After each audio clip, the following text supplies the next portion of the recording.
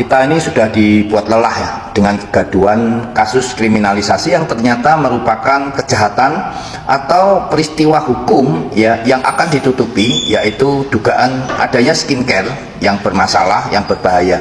Tapi masyarakat dibuat gaduh ya dengan seorang dokter, yaitu Reza Gladys dan suaminya Mofid, yang telah membuat rekayasa hukum, merekam dan menjejak Nikita Mirzani, seorang public figure pun ya sampai dikriminalisasi. Dan ini menjadi tontonan yang sangat memalukan di dunia yang dilakukan di PN Jakarta Selatan ya oleh Kejaksaan Jakarta Selatan, juga oleh Polda Metro Jaya bagian cybercrime.